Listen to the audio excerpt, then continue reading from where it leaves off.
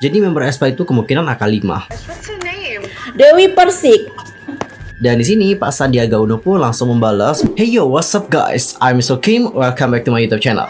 Nah guys, gimana kabarnya hari ini? Apakah kalian dalam kondisi yang baik-baik aja? Aku harapkan seperti itu ya. Dan untuk hari ini kita akan ngebahas topik-topik hangat seputar dunia per-K-popan yang pastinya sangat sayang banget untuk dilewatkan. Nah bagi kalian yang gak mau ketinggalan informasi apapun, langsung aja subscribe channel aku sekarang juga. Dan jangan lupa juga nih buat like, comment, and share kepada teman-teman yang lain ya. Dan berikut adalah berita selengkapnya.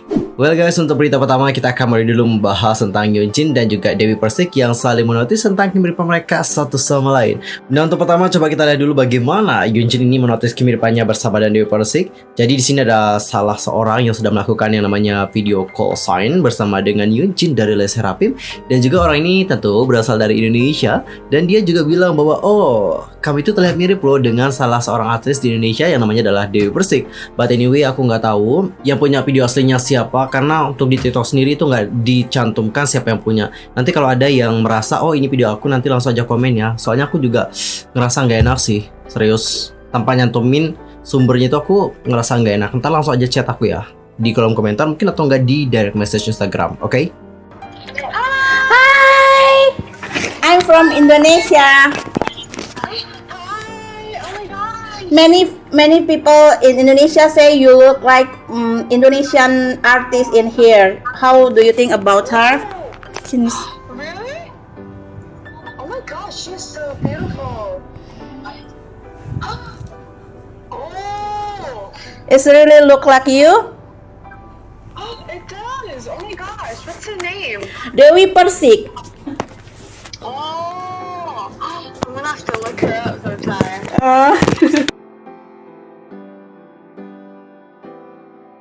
Dan guys, nggak hanya Yoonjin saja, tapi Dewi Persik juga tentu sudah menotis bagaimana kemiripannya bersama dengan Yoonjin seperti itu. Karena banyak juga dari orang-orang atau dari K-popers yang sudah menotis tentang hal tersebut. Tapi sayangnya untuk Instagram Mami DP itu katanya sudah hilang. Padahal di sana dia juga sudah mengupload bagaimana fotonya bersama dengan Yoonjin. Nah baru-baru ini Dewi Persik juga sudah melakukan yang namanya siaran langsung. Dan di siaran langsung itu dia juga bertanya, kalian tuh mau nggak ngeliat aku itu ngundang Yoonjin dari Les Sserafim di konser aku? Waduh. Dan untuk video lengkapnya dapat kalian perhatikan seperti yang berikut ini. Kalau coba aku tanya, kalau aku konser kemarin kan aku udah konser kan, tapi kan secara virtual. Terus aku konser, terus aku mendatangkan Yoonjin. Kalian setuju nggak? Kalian setuju nggak kalau aku mendatangkan Yoonjin? Kalian setuju nggak guys kalau aku mendatangkan Yoonjin konser bersama Dewi Persik selain band Slang? Untuk apa aku berjuang kain yang rahat.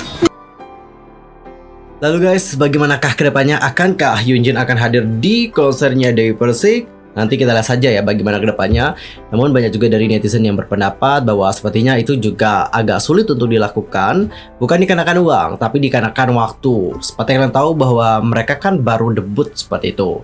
Dan dikarenakan mereka juga baru debut, biasanya sih jadwal mereka bener-bener padat banget. Jadi kalau mau kolaborasi ataupun tampil di luar negeri, itu memang agak sedikit sulit untuk dilakukan dikarenakan mereka juga harus menyesuaikan waktu mereka.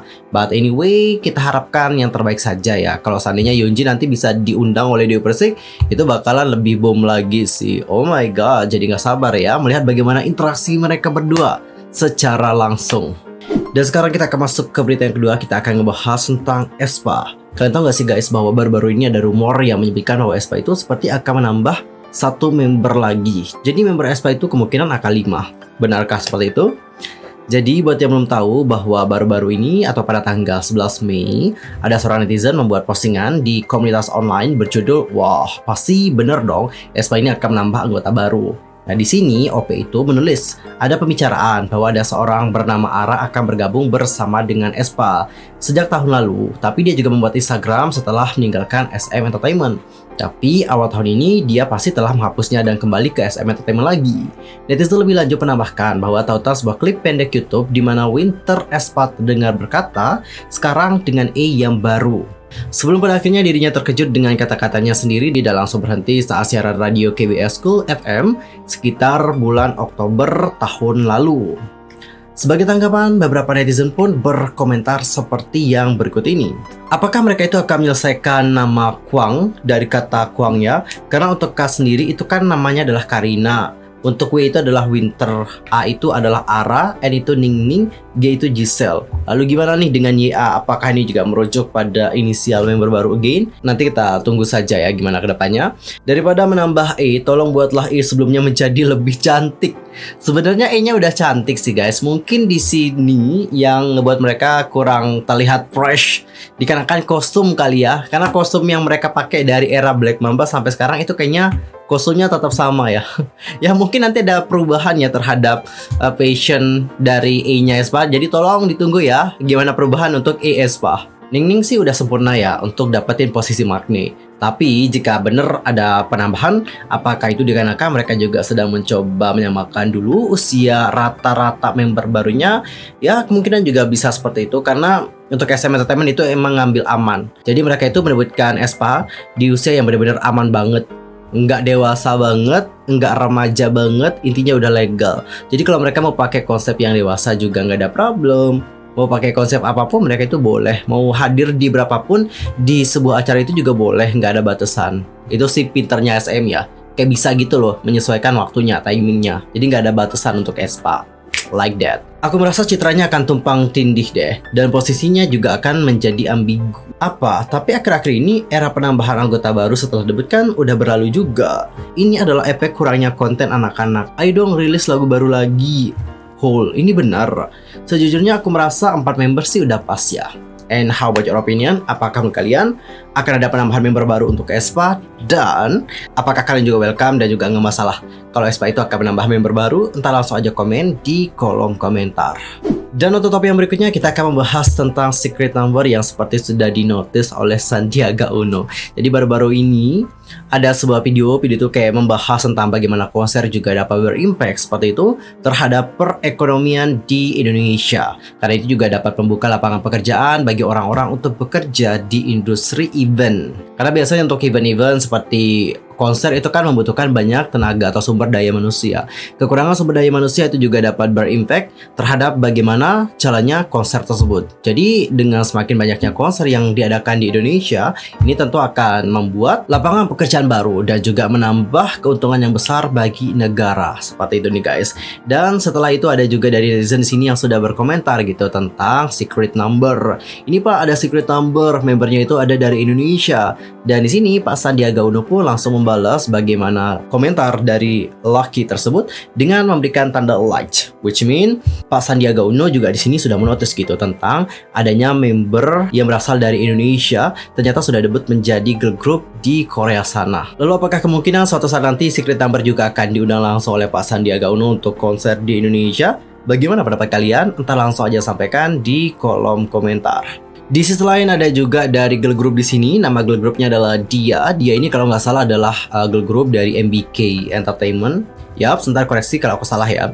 Nah untuk Dia sendiri itu sudah memberikan bagaimana pendapat mereka tentang secret number. Jadi secret number ini juga merupakan salah satu girl group yang ngebuat Dia itu juga kagum gitu loh, speechless, kayak wow banget gitu loh. Kenapa sih para member Dia berpendapat seperti itu?